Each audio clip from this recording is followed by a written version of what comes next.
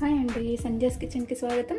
ఈరోజు రెసిపీ వచ్చేసి మనం చట్పట బ్రెడ్ పకోడీ చేసుకుందాము. ముందుగా ఇక్కడ ఒక 2 ఆలుని తీసుకొని 4 విజిల్స్ వచ్చే వరకు నేను ఉడికించుకున్నాను. ఇప్పుడు దీన్ని స్మాష్ చేసుకోవాలి.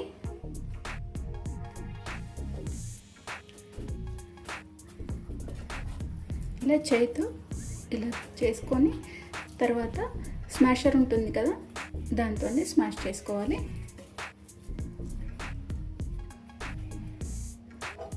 ఇక్కడ మొత్తం కూడా ఉండలు లేకుండా మెత్తగా చేసుకోవాలి.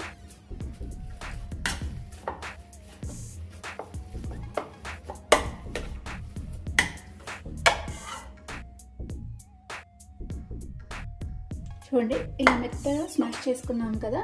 ఇప్పుడు దీన్ని పక్కన పెట్టేసుకుందాము. ఇప్పుడు ప్యాన్ పెట్టుకున్నాం కదా, ఒక 2 టేబుల్ స్పూన్ల వరకు ఆయిల్ వేసుకోవాలి.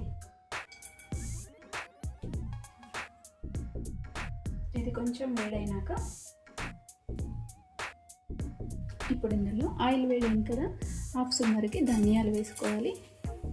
అలాగే 1/2 స్పూన్ జీలకర్ర,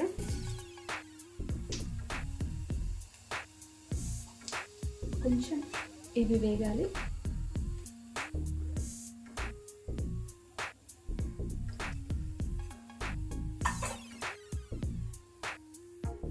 ఇది కొంచెం వేగింది కదా, ఇప్పుడు ఇందులో కొన్ని పచ్చిమిర్చి ముక్కలు చిన్నగా కట్ చేసుకొని వేసుకోవాలి.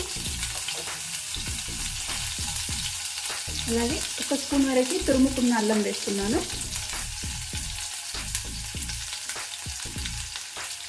ఇది కొంచెం దూరగా ఇది వేయాలి. మీడియం ఫ్లేమ్ మీద పెట్టి మాడకుండా వేయించుకోవాలి.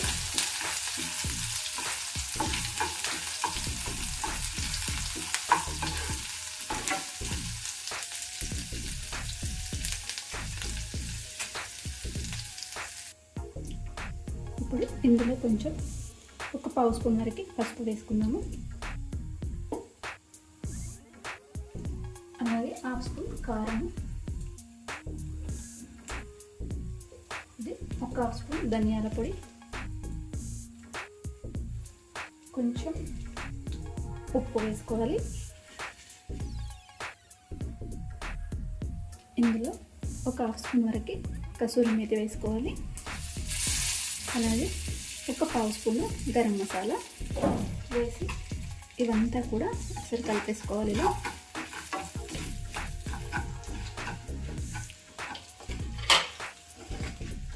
ఇప్పుడు మనము ఉడికించుకున్న ఆలు మిశ్రమం వేసి కలపాలి.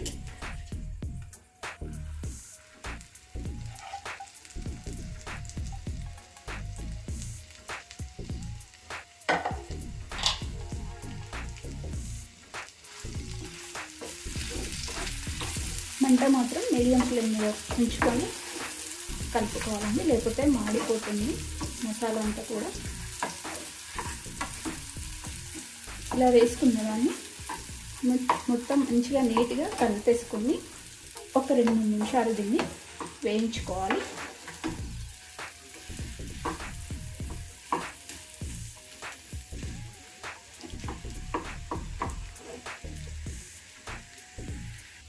ఇప్పుడు దీంట్లో కొంచెం చిన్నగా కట్ చేసుకున్న కొత్తిమీర వేసి కలిపేసుకోవాలి. కలిపేసుకొని 1 నిమిషం పాటు దీన్ని వేయించుకోవాలి. ఇప్పుడు ఇది వేగిపోయింది, స్టవ్ ఆఫ్ చేసేసుకుందాము. స్టవ్ ఆఫ్ చేసేసుకుని దీన్ని ఒక ప్లేట్లోకి తీసుకుంటే ఇది మనకి చల్లబడుతుంది. ఇప్పుడు 1 కప్పు శనగపిండి తీసుకోవాలి.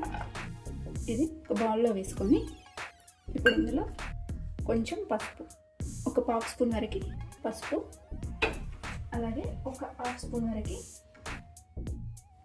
కారం, ఒక 1/2 స్పూన్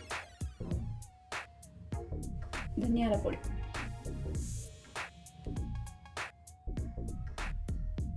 ఇప్పుడు ఇందులో 1/2 స్పూన్ ఓమా వేయాలి. అలాగే ఒక 1/2 స్పూన్ వరకు మనకు వంట సోడా ఉంటుంది కదా, అది వేసుకోవాలి. అలాగే ఇప్పుడు ఇందులో చిన్నగా తరిగి పెట్టుకున్న కొంచెం కొత్తిమీర వేసుకోవాలి. ఇందులో 1 టీ స్పూన్ వరకు ఉప్పు వేసుకోవాలి. ఉప్పు వేసుకొని ఇదంతా ఒకసారి కలిపేసుకోవాలి. ఇలా మనం ఇక్కడ ఒక కప్పు శనగపిండి తీసుకున్నాం కాబట్టి ఒక హాఫ్ కప్పు వరకు వాటర్ వేసుకోవాలి.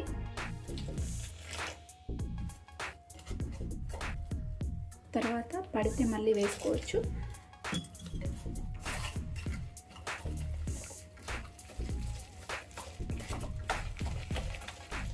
ఇప్పుడు ఇలా కొన్ని వాటర్ వేసుకున్నాం కదా, ఇందులో ఇంకా కొన్ని వాటర్ పడుతుంది.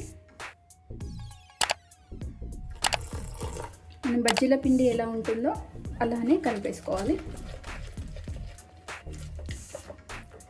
ఇప్పుడు ఒక 2-3 నిమిషాలు ఇలా చేయితో ట్యాప్ చేసుకుంటూ మనం కలుపుకోవాలి.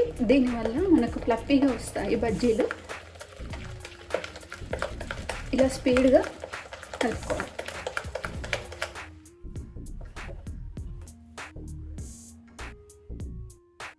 చూడండి, ఇలా ట్యాప్ చేస్తూ కలుపుకున్నాం కదా. ఇప్పుడు దీన్ని ఒక 5 మినిట్స్ మనం పక్కన పెట్టుకోవాలి. పిండి మంచిగా నానుతుంది. ఇప్పుడు మనం చట్నీ చేసుకున్నామండి, గ్రీన్ చట్నీ కోసం. ఇప్పుడు ఇక్కడ ఒక పావు కప్పు పుదీనా తీసుకోవాలి. అలాగే ఒక పావు కప్పు కొత్తిమీర, ఇక్కడ 2 పచ్చిమిర్చి ముక్కలు, అలాగే కొంచెం జీరా పౌడర్, ఒక పావు స్పూన్ వరకు, 1 టేబుల్ స్పూన్ వరకు పుట్నాలు,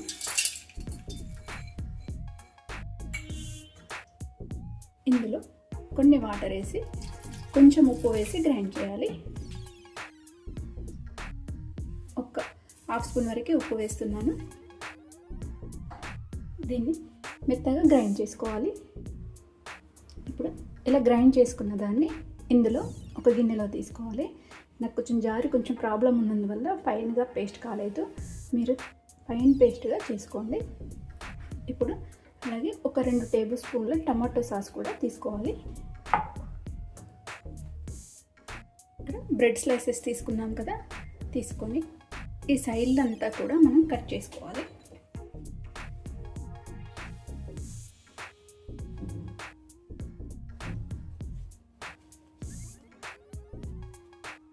ఈ సైడ్లు పాడేయకుండా మనకు బ్రెడ్ క్రమ్స్ చేసుకుంటాం కదా, దానికి యూజ్ అవుతాయి.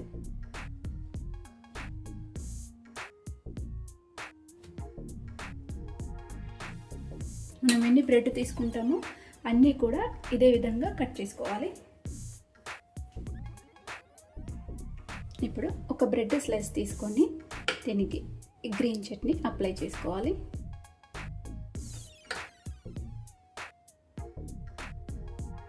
పూర్తిగా ఇక్కడంతా కూడా దీనికి మొత్తం స్ప్రెడ్ అయ్యేలా అప్లై చేసుకోవాలి.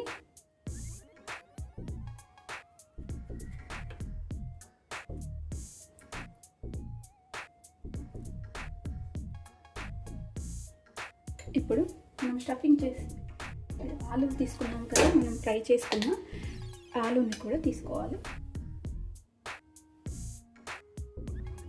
ఇప్పుడు ఈ ఆలు మిశ్రమం కూడా దీన్ని ఇలా స్టఫ్ చేసుకోవాలి.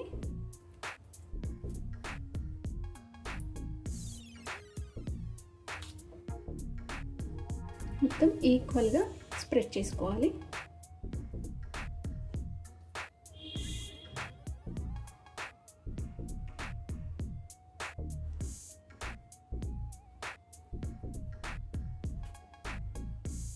ఇప్పుడు ఇలా చేసుకున్నాం కదా, దీన్ని ఇలా పక్కన పెట్టేసి ఇక్కడ టమాటో కెచప్ ఉంది కదా, దీన్ని కూడా ఇది వేరొక బ్రెడ్కి ఇలా అప్లై చేసేసుకొని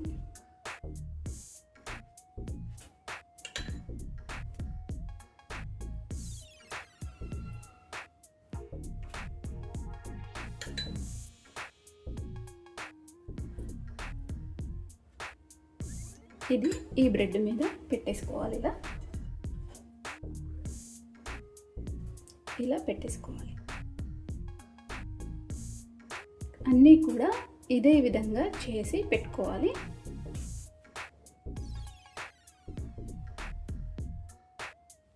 ఇప్పుడు ఈ బ్రెడ్ని ఇలా కట్ చేసుకోవాలి. అయితే ఇలానే ఉంచుకోవచ్చు, లేదా ఇలా ఇంకోసారి కూడా ఇలా కట్ చేసుకొని ఉంచుకోవచ్చు, ఎలాగైనా చేసుకోవచ్చు.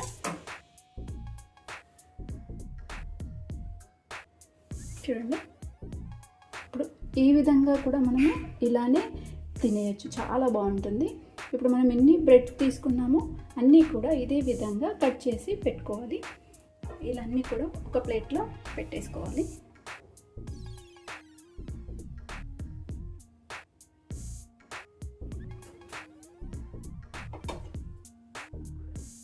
చూడండి, ఇలా అన్నీ కూడా రెడీ చేసి పెట్టుకున్నాం కదా.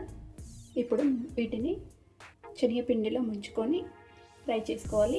ముందుగా ఆయిల్ వేడి చేసుకుందాము. ఇప్పుడు శనగపిండి తీసుకున్నాం కదా, దీన్ని ఇందులో డిప్ చేసి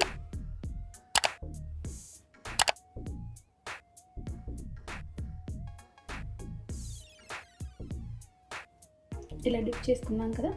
ఇప్పుడు దీన్ని ఆయిల్లో వేసుకోవాలి. మొత్తం మనం ఎన్ని తీసుకున్నామో అన్నీ కూడా ఇలాగే చేసుకోవాలి.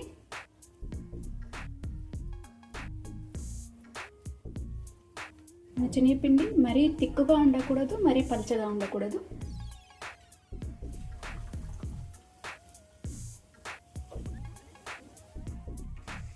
చూడండి, ఇలా మీడియం ఫ్లేమ్లో మనం వీటిని ఫ్రై చేసుకోవాలి.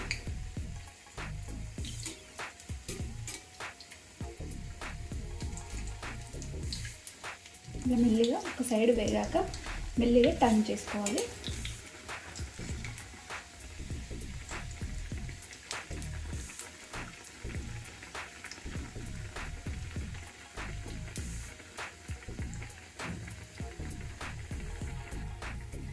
మంచి కలర్ వచ్చాయి కదా, మనకి గోల్డెన్ కలర్ వచ్చాయి. ఇప్పుడు వీటిని మెల్లిగా తీసేసుకున్నాము. ఇక్కడ ఒక ప్లేట్లో టిష్యూ పేపర్ వేసి తీసుకున్నాను. అలాగే మిగతాయి కూడా మనము ఇలానే చేసుకోవాలి. మీడియం ఫ్లేమ్ మీద ఉంచి ఫ్రై చేసుకోవాలి.